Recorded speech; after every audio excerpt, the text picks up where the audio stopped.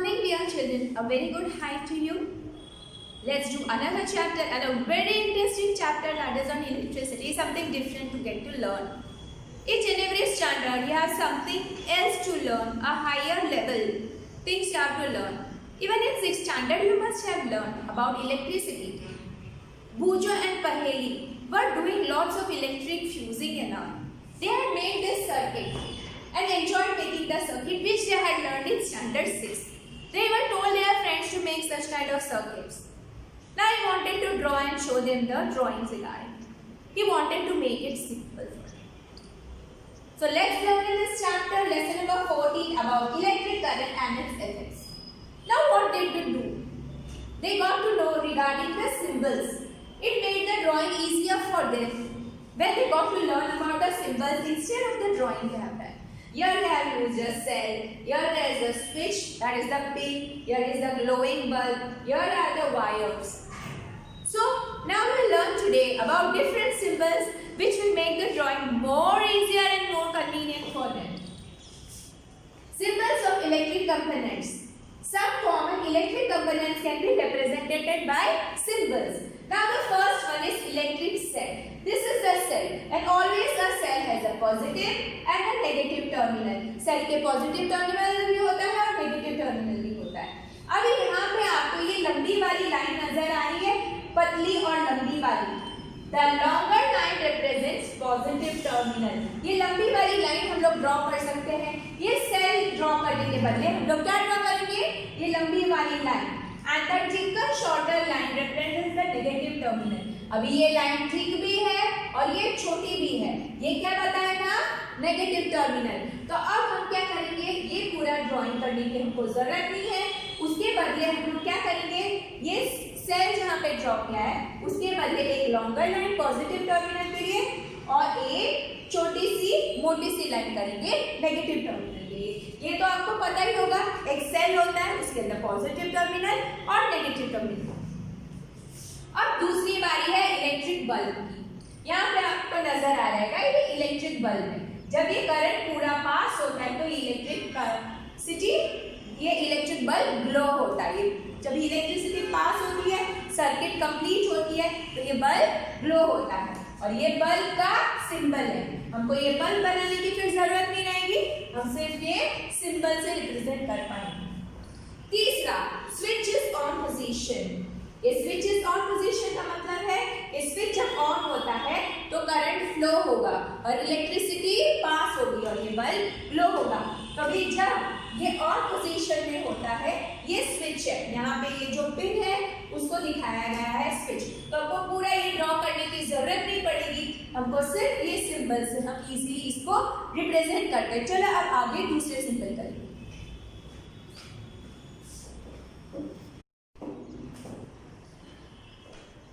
सब common electric components can be represented by symbols. अभी last में हमने ये देखा था 3 सिंबल्स मैंने पढ़ाए थे. अब आगे हम सिंबल्स पढ़ाएंगे. Switch is of position. Of position में यहाँ पे दिखाई दे रहा है आपको स्विच इस तरीके से. ये देखो ये सिंबल है ऑफ पोजीशन का जहाँ पे ये सर्किट पूरी नहीं है. लास्ट में हमने देखा था ये स्विच नीचे की तरफ थी, ये जॉइंट हो रही थी और इसी की वजह से करंट फ्लो हो रहा था और बल्ब ग्लो हो रहा था. यहाँ ये जो मैंने अब बनाया है ये सिर्फ सिंबल्स वाला है. तो यहाँ पे आपको दिखाई देता है ये सर्किट ये ऑफ है. Switch is in the off position. Now battery. Will be learning about battery. ये बैटरी दिखाई देता है. Now what is the difference between a cell and a battery? अब सेल और बैटरी में डिफरेंस ये रहता है सेल सिर्फ एक रहता है. लेकिन जब ज्यादा करंट की जरूरत पड़ती है किसी भी चीज के लिए तो हम लोग उसका ऐसे अरेंजमेंट करते हैं कि हम लोग जो है वो प्लस माइनस सेपरेट करते हैं. अगर यहाँ पे माइनस है तो दूसरा सेल जब हम लोग ज्वाइन करते हैं होल्डर में तो उसकी तरफ पॉजिटिव साइन आनी चाहिए. जैसे हम लोग मैग्नेट का देखते हैं ना सेम सेम होते हैं पोल. जैसे साउथ साउथ है तो रिपेल करेंगे, नॉर्थ नॉर्थ है तो रिपेल करेंगे. ऐसे सेल में एक पॉजिटिव टर्मिनल होता है और नेगेटिव टर्मिनल होता है. जब हम लोग कनेक्ट करते हैं तब हमको ये ध्यान रखना है कि अगर एक पॉजिटिव टर्मिनल है तो उसके साथ आएगा नेगेटिव. नेगेटिव के साथ हम लोग ये अगर एक सेल है जिसमें एक तरफ पॉजिटिव है एक तरफ नेगेटिव है फिर वापस पॉजिटिव नेगेटिव, ये नेगेटिव को पॉजिटिव के साथ ज्वाइन करते हैं तभी वो करंट फ्लो होगा, वरना करंट फ्लो नहीं होगा। यानी जब हम ये सेल ज्वाइन करते हैं तो यहाँ पे देखो ये पॉजिटिव है, ये लंबी वाली लाइन है, ठीक है, पतली लंबी वाली लाइन, फिर ये दूसरा एंड आता है वो हो गया नेगेटिव टर्मिनल। अब ये नेगेटिव टर्मिनल के पास नेगेटिव नहीं आएगा, अगर हम लोग सेल अरेंज करेंगे तो यहाँ पे पॉजिटिव आना चाहिए, उसके बाद लंबी वाली लाइन और उसके बाद आती है ये नेगेटिव वाली लाइन। यानी ये पूरा ड्रॉ करने का जरूरत नहीं है, फिर हम लोग उसको इस तरीके से ड्रॉ कर सकते हैं। ये उसका सिंबल है। अब वायर के लिए कैसा आएगा, ये साइड आएगा, यानी ये जो पूरा है ये सारे वायर्स हैं।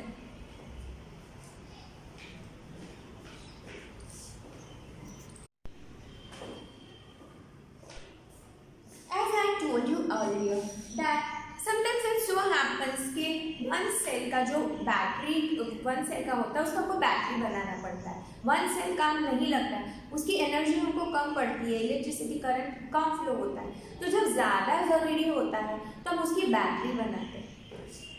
For some of the activities we may need more than one cell, एक सेल से ज़्यादा ज़रूरी होती है। So we connect two or more cells together, हम लोग कनेक्ट करेंगे, पर उसको कनेक्ट करने का तरीका भी अलग होता है।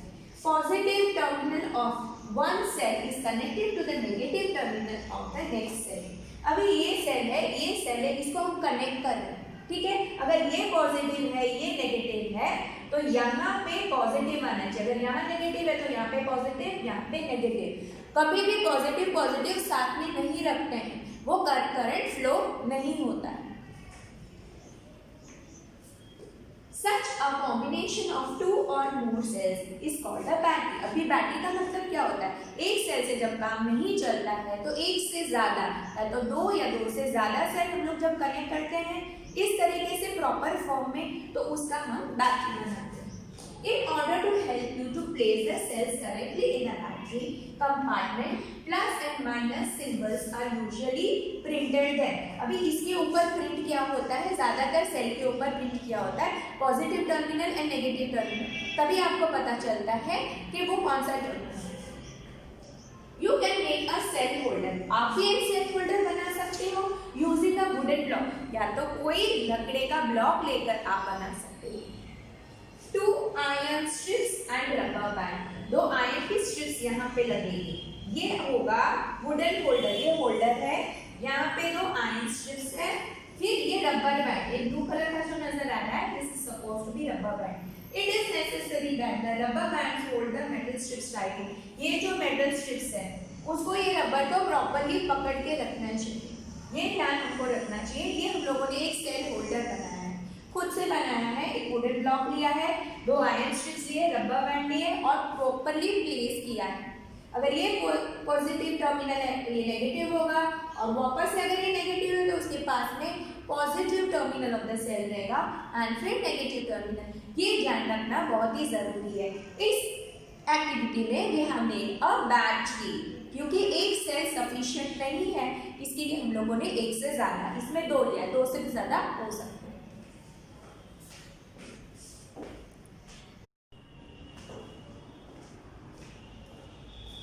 ये जानते हैं कि की या तो स्विच जो है वो कहाँ पे भी प्लेस हो सकती है। यहाँ पे आपको स्विच नजर आ रही है, ये वाली स्विच नजर आ रही है, कहाँ पे भी आप प्लेस कर सकते हो, उसका कोई फिक्स प्लेस नहीं होता है। सो द की और switch can be placed anywhere in the circuit when the switch is in the on position. On का मतलब है यहाँ पे ज्वाइन किया गया है, समझ में आ रहा है। ये स्विच है, यहाँ पे आपको दिखेगा ऑफ पोजीशन में वो ऊपर है, ये कनेक्शन पूरा कर देती है। जब ये कनेक्शन पूरा हो जाता है यहाँ पे कोई भी ब्रेक आपको नजर नहीं आएगा, यानी ये स्विच कनेक्ट हो रही है, ऑन हो रही है। The circuit from the positive terminal, अभी आपको ये पता चल रहा है कि लंबी वाली लाइन है वो पॉजिटिव टर्मिनल है, ये नेगेटिव टर्मिनल है। You can see this terminals, okay. So positive terminal of the battery to the negative terminal is complete, यानी पॉजिटिव से लेके नेगेटिव तक ये पूरा कंप्लीट हो जाएगा। The circuit is then said to be closed. ये सर्किट बंद हो गया, ये स्विच ऑन पोजीशन में है, ये सर्किट पूरा पॉजिटिव से नेगेटिव टर्मिनल तक का पूरा हो जाता है।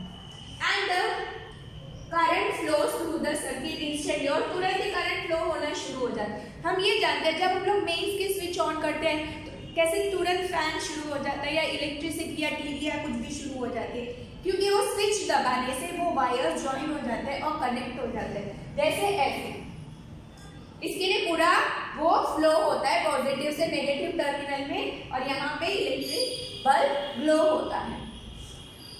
अब आते हैं when the switch is in the off position, ये ऑफ पोजीशन में यानी ये ऊपर की तरफ है, ये देखो ये पूरा कनेक्टेड ही नहीं है, ये कनेक्शन ब्रेक हो गया। जब कनेक्शन ही नहीं रहेगा तो करंट फ्लो हो ही नहीं पाएगा, करंट फ्लो नहीं होगा तो बल्ब भी ग्लो नहीं होगा। द सर्किट इज इनकम्प्लीट, ये सर्किट अधूरी रह गई। आप ये डायग्राम में ही देख सकते हो, यहाँ पे ये सर्किट पूरी हो गई है और यहाँ पे सर्किट ब्रेक हो गई है, बीच में इनकम्प्लीट हो गई है। It is said to be open, ये ओपन बोला जाता है। No current flows through any part of the circuit, यहाँ पे करंट बिल्कुल भी फ्लो नहीं होगा, ठीक है। ये जब ऑफ करेंगे तब करंट फ्लो नहीं होगा और इसको ओपन बोला जाएगा। अब ये बल्ब के बारे में हम लोग थोड़ा जानते हैं कि बल्ब में क्या होता है। तो in the bulb there is a thin wire. आप लोग अगर बल्ब ध्यान से देखोगे तो बल्ब के अंदर एक पतला सा वायर होता है called the filament which glows when electric current pass. जब करंट पास होगा वो बल्ब ग्लो होगा। तो बल्ब के अंदर क्या होता है, पतला सा तार होता है, वायर होता है, उसको फिलामेंट बोला जाता है। When the bulb gets fused, the filament is broken. आप देखोगे वो बल्ब नहीं चलेगा ना, तब आप ऐसे हिला के देखोगे तो वो उसका जो वायर है नीचे की तरफ टूटा हुआ होगा, वरना ऐसे एम पोजीशन में आपको नजर आएगा। तो ऐसा होगा और बीच में से वो फिलामेंट होती है, तो तार होते हैं बीच में फिलामेंट, तो फिलामेंट ऐसे लटकता हुआ आपको नजर आएगा, टूटा हुआ आपको नजर आएगा, यानी वो बल्ब ग्लो नहीं होगा क्योंकि वो फिलामेंट टूट गई है। बल्ब क्यों ग्लो होता है, फिलामेंट की हीटिंग की वजह से। इसके लिए हम लोग बोलते हैं कि जब बल्ब गर्म हो जाता है, जब उसके अंदर करंट फ्लो होता है, बल्ब ग्लो होता है, मेंस में स्पेशली। मेंस में अगर आप देखोगे, मेंस में यानी जो हम लोग स्विच ऑन ऑफ करते हैं अपने घर में, जो मेंस बोला जाता है, not in this circuit but the main, the bulb is too hot, यानी आप थोड़ी देर चालू रखने के बाद उसको टच नहीं कर सकते क्योंकि बल्ब के फिलामेंट की हीटिंग के वजह से बल्ब भी गर्म हो जाता है। सो टेक केयर के मेंस के साथ में आपको कभी एक्टिविटी या कुछ एक्सपेरिमेंट नहीं करना है। इसमें भी आप थोड़ी देर के बाद देखोगे तो बल्ब थोड़ा सा गर्म स्लाइड हो जाएगा, ऑन पोजीशन में ऑफ पोजीशन में आप टच करके देख सकते हो, that is heating effect of electric current.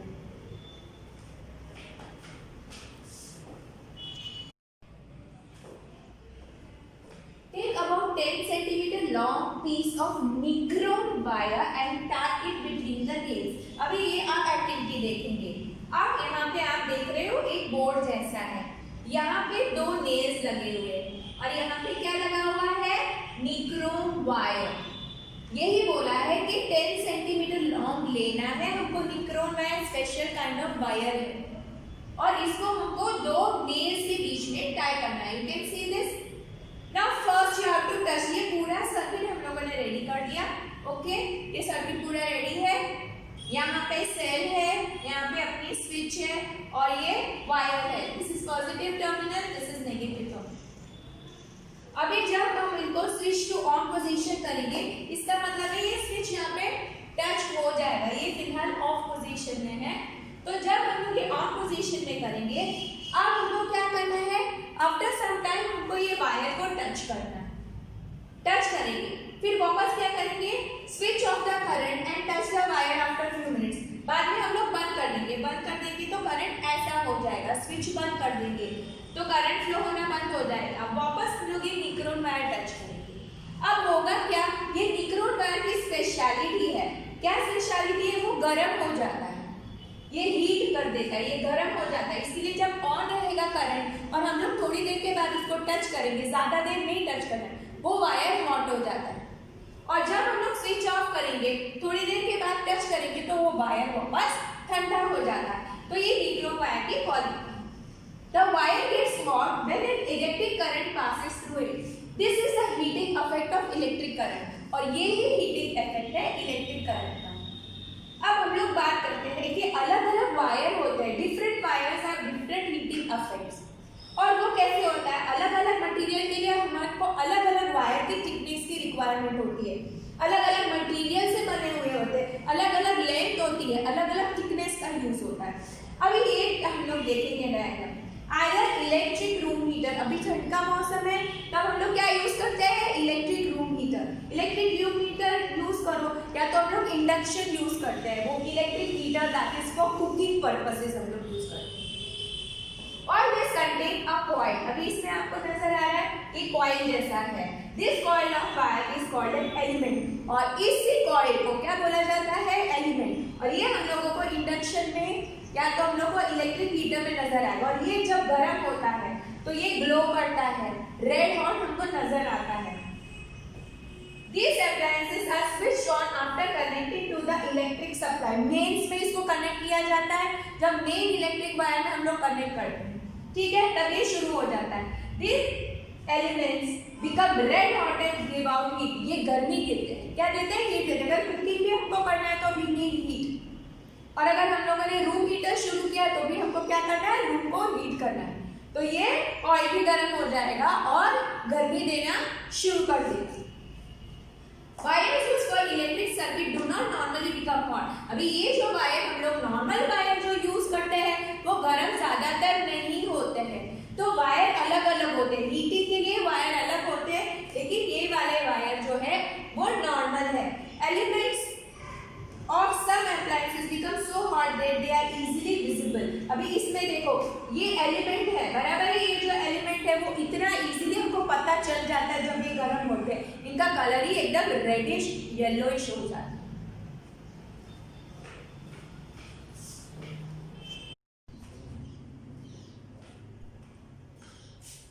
अभी नॉर्मल बल्ब होता है इनकैंडेशन इलेक्ट्रिक बल्ब। अभी इनकैंडेशन इलेक्ट्रिक बल्ब जो होते हैं वो लाइट भी देते हैं और हीट भी देते हैं। जब हमारा पर्पस क्या है लाइट का, इलेक्ट्रिक बल्ब का क्या पर्पस होता है, लाइट देने का, तो ये हीट देते तो क्या हो जाता है, वेस्टेज ऑफ इलेक्ट्रिसिटी।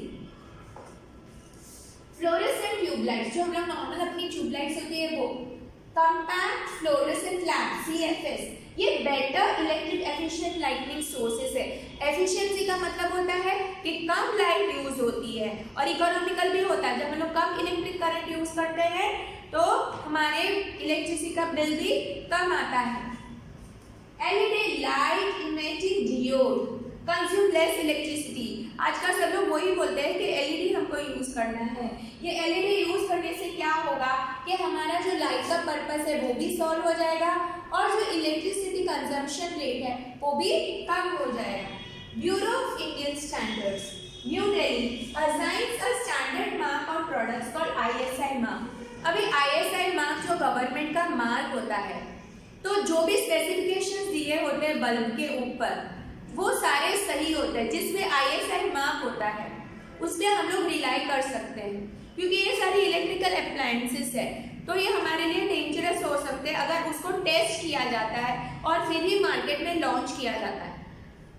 तो what we have to look at, ये उसका सिंबल है, ये ISI मार्क का है, विच इज एन अश्योरेंस, यानी हमको गारंटी दे रहे हैं of conformity to the specification given on the product. कोई भी प्रोडक्ट ले लो, आप बल्ब ले लो, ट्यूबलाइट्स ले लो, उसके ऊपर अगर ISI का मार्क नहीं रहेगा तो इट इज प्रेफरेबल हमको नहीं लेना है, क्योंकि इलेक्ट्रिसिटी का है, इसके लिए हम लोग कुछ भी नहीं लगा सकते, शॉर्ट सर्किट हो सकती है और डैमेज कर सकता है। Fluorescent tubes and CFLs contain mercury vapor, toxic in nature. अभी ये fluorescent tube और CFLs में क्या होता है, मर्क्यूरी का वेपर होता है जो हमारे लिए अच्छा नहीं होता है, ठीक है, टॉक्सिक है नेचर में, therefore डैमेज। अगर फ्लोरेसेंट ट्यूब डैमेज होता है या CFLs डैमेज हो जाता है, they need to be disposed of safely।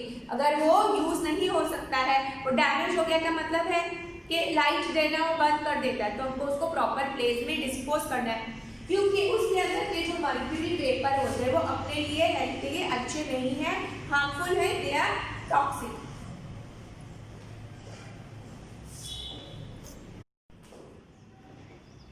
Make a circuit and in place of nichrome wire tie a thin strand of steel wool। अभी हम लोगों ने जैसे निक्रोन वायर से किया था, निक्रोन वायर क्या हो जाता है, हीटिंग इफेक्ट देता है, वो हीट देता है, उसके बदले हम क्या करेंगे, अभी उसके बदले thin strand of steel wool. Steel wool का मतलब क्या होता है, वो बर्तन घिसने के लिए वो जो स्टील का जो इस्तेमाल करते हैं ना, वो वाला वायर आप उधर टाई कर देना, तो नेल्स के बीच में एक इलेक्ट्रिक सर्किट आपको बनानी है। Use battery of 4 cells. अभी हमको करंट इंक्रीज करना है। जब हमको करंट इंक्रीज करना होता है तो नंबर ऑफ सेल्स हम लोग ज्यादा लेंगे, और जब एक से ज्यादा हम लोग सेल लेते हैं तो उसको बैटरी बोला जाता है। जैसे पॉजिटिव को नेगेटिव टर्मिनल के साथ में कनेक्ट करते हुए 4 बैटरी हमको लेनी, 4 सेल लेने हैं और उसको बैटरी बनानी है। Now pass the current through the circuit for some time. अभी वो करंट का जैसे हम लोगों ने फ्लो किया वैसे उसको पास करने, स्विच ऑन करके पास करना है current. Observe the strand of steel wool, it will melt and break. अभी स्टील वुल अगर हम लोग देखेंगे तो वो पिघल जाएगा और वो वायर टूट जाएगा। उसको ध्यान से देखना है हमको। थोड़ी देर इलेक्ट्रिक करंट पास करेंगे वो सर्किट का, and then will stop the current and you will see that वो वायर जो है वो बर्दाश्त नहीं कर पाता इतना करंट और वो मेल्ट हो जाएगा और ब्रेक हो जाएगा। Wires made from some special materials melt quickly. कुछ वायर जो होते हैं वो एकदम से ही मेल्ट हो जाता है, क्विकली मेल्ट हो जाता है। And break when large currents are passed through them. ज्यादा जब करंट लगता है तो ये एकदम इजीली मेल्ट हो जाते हैं और ब्रेक हो जाता है, कनेक्शन ही टूट जाता है। Through that, these wires are called electric fuses. अभी आपने फ्यूज के बारे में तो सोचा ही होगा कि घर का फ्यूज चला जाता है तो सब पूरी लाइट चली जाती है, तो वही चीज है, इलेक्ट्रिक फ्यूज बोला जाता है इनको। In all building fuses are inserted in all electric circuits. सारे इलेक्ट्रिकल सर्किट जो भी होते हैं इसके अंदर फ्यूज लगाया जाता है। उसका पर्पस क्या है? There is a maximum limit on the current which can safely flow through a circuit. अभी सर्किट के लिए बहुत ज्यादा करंट भी अच्छा नहीं होता, एक लिमिट होता है, उतना ही वो बर्दाश्त कर सकता है current. If by accident the current exceeds this safe limit, the wires may become overheated and may cause fire. अब क्या होता है, बहुत ज्यादा जब करंट फ्लो होता है, ज्यादा करंट फ्लो होने से क्या होगा, शॉर्ट सर्किट हो जाएगी और उसकी वजह से आग लग जाती है। आपने बहुत बार ये देखा भी होगा, इसके लिए इलेक्ट्रिक फ्यूज लगाना ही पड़ता है।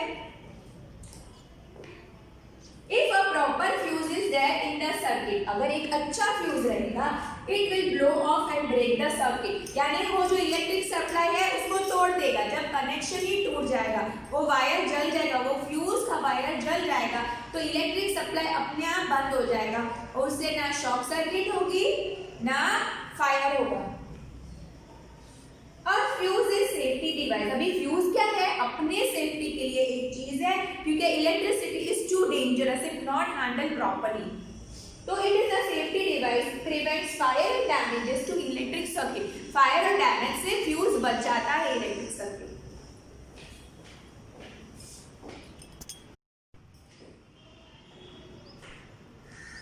अब हम रीजन जानते हैं इसका कि one reason for excessive currents in electric circuit is the direct touching of wires.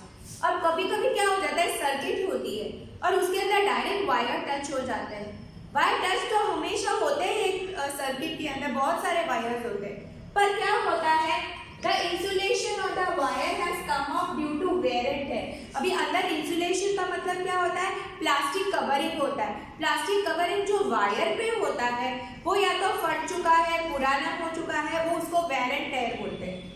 अभी एक पाइप के अंदर बहुत सारे वायर्स एक साथ में वो लोग इंस्टॉल करते हैं सर्किट बनाने के लिए, क्योंकि कोई फैन से कनेक्टेड होता है, कोई इलेक्ट्रिक बल्ब से होता है, कोई टीवी से होता है, कुछ एसी से होता है, कंडीशनर से होता है, फ्रिज से होता है, वॉशिंग मशीन, बहुत सारी चीजें होती है। और इंसुलेशन है उसके ऊपर का कवर अगर वेयर एंड टेयर हो जाता है तो सारे वायर जब एक दूसरे को टच होते हैं तो शॉर्ट सर्किट हो जाते हैं। ऐसे स्पार्क्स आपने देखे होंगे, क्योंकि अंदर का इंसुलेशन निकल जाता है, करंट पास हो रहा है, वायर गर्म हो रहा है, एक दूसरे से टच हो रहा है। Another reason, दूसरा कारण क्या हो सकता है, can be the connection of many devices in the single socket. अभी एक ही सॉकेट होता है, आपने देखा होगा वो कंप्यूटर का भी एक आता है सॉकेट, उसके अंदर बहुत सारे कनेक्ट एक साथ में करोगे तो वो लोड बहुत ज्यादा खींचेगा, वो करंट ज्यादा खींचेगा, तभी भी ये प्रॉब्लम आ सकती है। दिस में ओवरलोड अ सर्किट, ये सर्किट को बहुत ही ज्यादा ओवरलोड, उसमें बहुत ही ज्यादा लोड हो जाएगा। You may have read reports, आपने न्यूज़पेपर में भी रिपोर्ट्स रीड किया होगा newspaper about fire caused by short circuit and overload. Overload use करने से, शॉर्ट सर्किट यानी वायर टच होने से, ओवरलोड और short circuit you can see the sparks in short circuit जहाँ पे वायर टच होते हैं, और ओवरलोड में जहाँ कंज्यूम ज़्यादा इलेक्ट्रिसिटी, ज़्यादा चीज़ें हमने एक साथ में स्टार्ट कर दी, तो ये जो चीज़ें होती है उसकी वजह से फायर्स और होती है। अब उसकी अभी एमसीबीज भी आजकल यूज हो रहे हैं फ्यूज की जगह पे।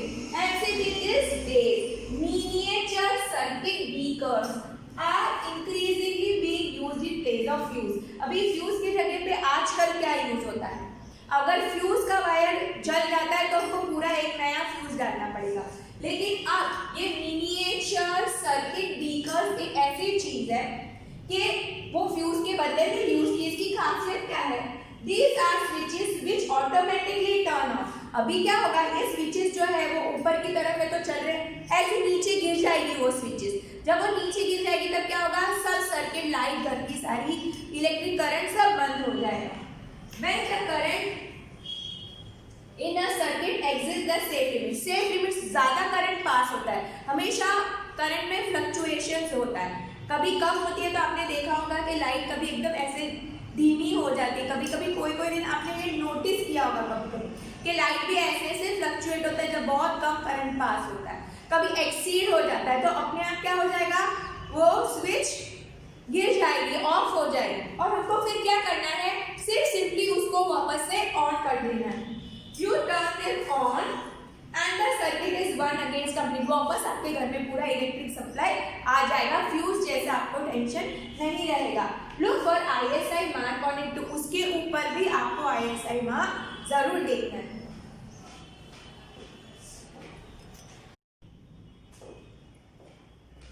We'll go to the activity where magnetic effect of the electric current. We'll learn about that. इसमें इलेक्ट्रिक करंट में एक मैग्नेट का इफेक्ट है जो हमको लर्न करना है। तो ये एक्टिविटी के लिए कौन सी चीजें हमको जरूरत है, मटेरियल्स रिक्वायर्ड, मैच बॉक्स, माचिस की तीली की जो डिब्बी होती है उसका ऊपर का कवर हम लोग निकाल देंगे, और अंदर जो ट्रे जैसा होता है, बॉक्स होता है, उसको हमको लेना है। इलेक्ट्रिक वायर, ये इलेक्ट्रिक वायर लेने हैं। इलेक्ट्रिक सेल, हमको सेल लेना है। Electric bulb, electric switch, compass needle, अभी ये सारी चीजें लेनी है।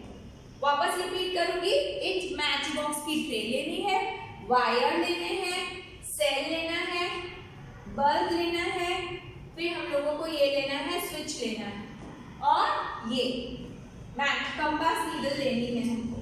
फिर कार्डबोर्ड ट्रे, अभी कार्डबोर्ड ट्रे लेंगे, ये रहा, ये कार्डबोर्ड ट्रे है। कार्डबोर्ड ट्रे है, wrap electric wire around it, ये आपको जो नजर आ रहा है वो ट्रे के ऊपर इलेक्ट्रिक वायर हम लोग लपेटेंगे। Place a small compass needle inside it, इसके अंदर कंपास नीडल हम लोग रखेंगे। सबसे पहले मैच बॉक्स का अंदर का ट्रे लेंगे, उसके ऊपर वायर लपेटेंगे, और फिर उसके अंदर एक कंपास नीडल हम लोग रखेंगे। अभी free ends of the wire हमको कनेक्ट करना है इलेक्ट्रिक सेल के साथ में, हम लोगों को यहाँ पे कनेक्ट करना है थ्रू अ स्विच, और उसके लिए हमको एक स्विच की भी जरूरत होती है जिसको हम लोग ऑन एंड ऑफ करने वाले हैं। The compass needle shows deflection when a bar magnet is brought near it. सबसे पहले हम लोग उससे ट्राई करेंगे इसके साथ में। अब ये जो है हम लोगों ने सर्किट ऑन नहीं किया है, सबसे पहले हम लोग इधर बार मैग्नेट लेकर आएंगे, एक मैग्नेट लेकर आएंगे और उसको रखेंगे। अब क्या होगा, इसका जो नीडल होगा वो हिलने लगेगा, वो डिफ्लेक्ट होने लगेगा, क्योंकि ये मैग्नेटिक नीडल है तो ये अगर सेम पोल्स होते हैं तो अट्रैक्ट करता है, अगर ऑपोजिट पोल्स है तो वो ऐसे रिपेल करेगा तो वो हिलने लगता है। तो needle will show deflection. The compass needle shows deflection when a bar magnet is brought near it. अब क्या करेंगे, अब हम लोग इलेक्ट्रिक सर्किट इसमें से पास करेंगे, इलेक्ट्रिक करंट इस इलेक्ट्रिक सर्किट में से पास करेंगे। The compass needle gate reflected on passing electric current in electric circuit. अब जब हम लोग इसके अंदर करंट पास करते हैं तो भी नीडल ऐसे रिफ्लेक्ट होती है। तो पहले हम लोगों ने क्या देखा था, किसकी वजह से रिफ्लेक्ट हो रहा था, वो मैग्नेट के पास आने की वजह से रिफ्लेक्शन हो रहा था। अब ये इलेक्ट्रिक करंट हम लोग पास करेंगे तो भी ये मैग्नेटिक नीडल है, on passing of electric current वो डिफ्लेक्ट होती है। The compass needle gets deflected on passing electric current in the electric circuit. On switching off the current, अब जब हम लोग करंट को हम जब स्विच ऑफ करेंगे the compass needle comes in the original position. अब जब ये हम लोग ने ऑफ कर दिया, ये देखो स्विच बंद है, जब हम ये स्विच ऑफ करेंगे तो नीडल मूव होना बंद हो जाएगा, दैट इज वापस नॉर्थ साउथ डायरेक्शन में ओरिजिनल पोजीशन में आ जाएगा। The electric wire behaves like a magnet when current flows through it. पहले हम लोगों ने ये एक्टिविटी किससे की थी? मैग्नेट से की थी। वैसे ही जब इलेक्ट्रिक करंट फ्लो होता है तो वो भी एक मैग्नेट की तरह वर्क करेगा और वो नीडल भी रिफ्लेक्ट करेगी, और जब हम लोग करंट बंद कर देंगे तो वो मैग्नेट की नीडल जो है, वो कंपास की जो नीडल है, वो ओरिजिनल पोजीशन में नॉर्थ साउथ में रहेगी।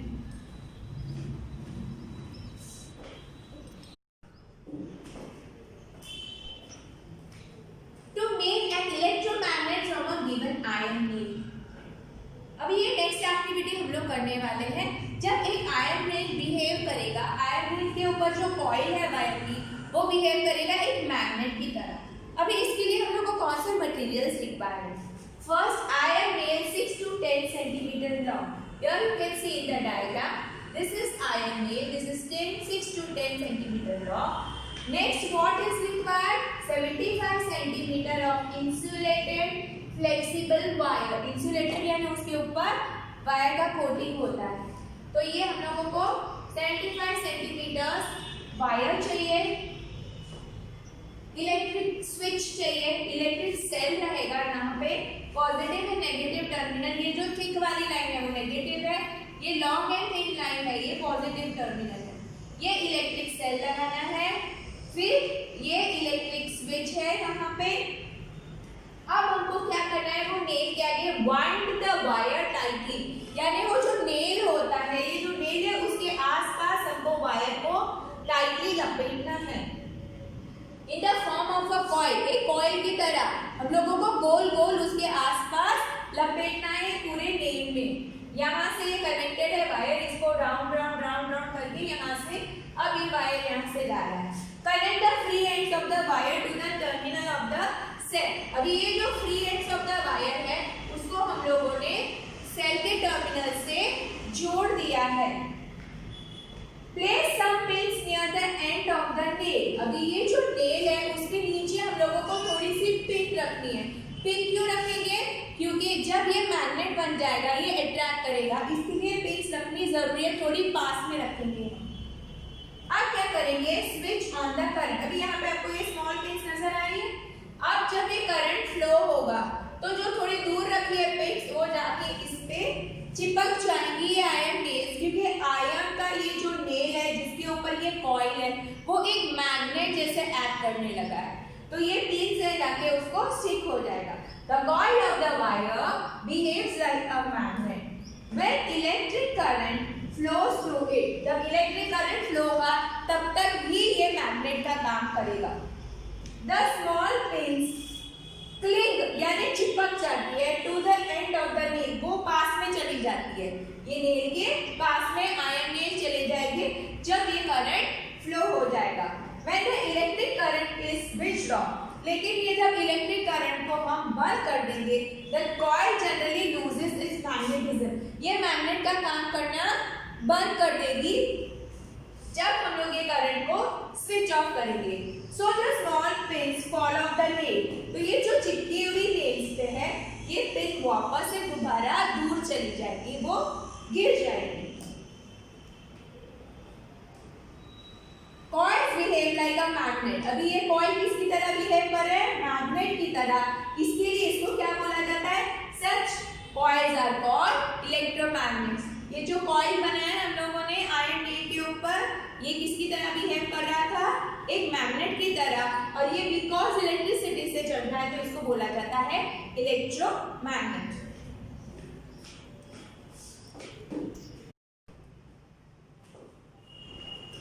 Magnetic effect of current. अभी करंट का मैग्नेट जैसा इफेक्ट है जिसकी वजह से ये इलेक्ट्रिक बेल बजेगी, ये गॉन्ग जो है बजेगा, आपका जो इलेक्ट्रिक बेल जो स्कूल में बजता है उसका कैसा होता है? ये मैग्नेटिक इफेक्ट ऑफ करंट के हिसाब से होता है। तो सबसे पहले इसमें किस तरीके का अरेंजमेंट होता है वो हम लोग जानते हैं। A coil of conducting wire wound on an iron piece is fitted on a wooden board। अब यहाँ पे आप देख सकते हो ये कॉइल है, ये कॉइल, ये जो लपेटा हुआ वायर आपको नजर आ रहा है, ये कंडक्टिंग वायर है। किसके ऊपर किया है? आयरन पीस के ऊपर। आयरन के पीस के ऊपर ये वायर को लपेटा गया है, उसका कॉइल बनाया गया है। और ये किसके ऊपर रखा गया है? वुडन बोर्ड के ऊपर। ये जो कॉइल है वो इलेक्ट्रोमैग्नेट का काम करेगा।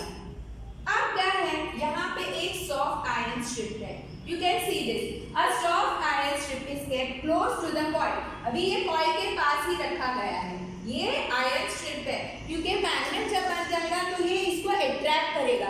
इसके लिए इधर सॉफ्ट आयरन स्ट्रिप होना जरूरी है। तो बिल्कुल ये इलेक्ट्रोमैग्नेट जो यहाँ पे बना हुआ है, ये इलेक्ट्रोमैग्नेट कॉइल लगाने के बाद आयरन के ऊपर, तो ये एक्ट करेगा एज अ मैग्नेट। इसके लिए इसके पास में एक सॉफ्ट आयरन स्ट्रिप लगी हुई है। A soft iron strip is kept close to the coil, that is electromagnet.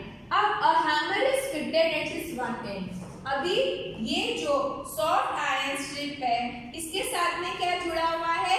एक हैमर। ये हैमर है, इस पे लग के आवाज आएगी। तो ये जो हैमर है किससे कनेक्टेड है? ये सॉफ्ट आयरन पीस से कनेक्टेड है। अब metal bowl gong is fitted with a screw.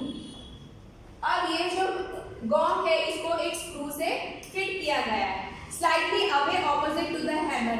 Hammer के ऑपोजिट डायरेक्शन में एक स्क्रू से, यहाँ एक सेंटर में हम लोग लेंगे, एक स्क्रू से इसको फिट किया गया है। इस गॉन्ग को बाउल शेप का होता है, बाउल जैसा होता है, ठीक है। Slightly away opposite to the hammer, hammer से थोड़ा दूर। One end of the electromagnet is fitted with the soft iron. One end of the electromagnet is fitted with the soft iron strip and the other end is fitted with the contact screw. अभी एक बाजू तो iron strip है और दूसरे बाजू एक iron का स्क्रू है। यहाँ पे क्या है? एक स्क्रू है, कॉन्टैक्ट स्क्रू है थ्रू बैटरी। बैटरी के साथ में ये देखो, ये बैटरी है, ये बैटरी दो सेल लगे हुए, ये बैटरी से क्या कनेक्टेड है? ये स्क्रू, ठीक है। तो इसको कनेक्ट किया गया है। अब हम क्या करेंगे, इसके अंदर जब इलेक्ट्रिक करंट पास होगा, जब इलेक्ट्रिक करंट पास होगा तो क्या होगा? ये मैग्नेट बन जाएगा। और जब ये वाउंड वायर है, ये लपेटे हुए वायर है, जब ये करंट पास होगा इसके अंदर तो ये मैग्नेट का काम करेगा। और कौन सा मैग्नेट? इलेक्ट्रोमैग्नेट का काम करेगा। तब ये सॉफ्ट वाली आयरन स्ट्रिप है, इसको जाकर चिपक जाएगी, इसके पास आ जाएगी, एकदम कांटेक्ट में। जब इसके पास कांटेक्ट में आएगी तो ये क्या होगा? ऑटोमेटिकली इसके साथ में ये जो हैमर लगा हुआ है वो गॉन्ग के साथ जाके टकराएगा और बेल बजेगी।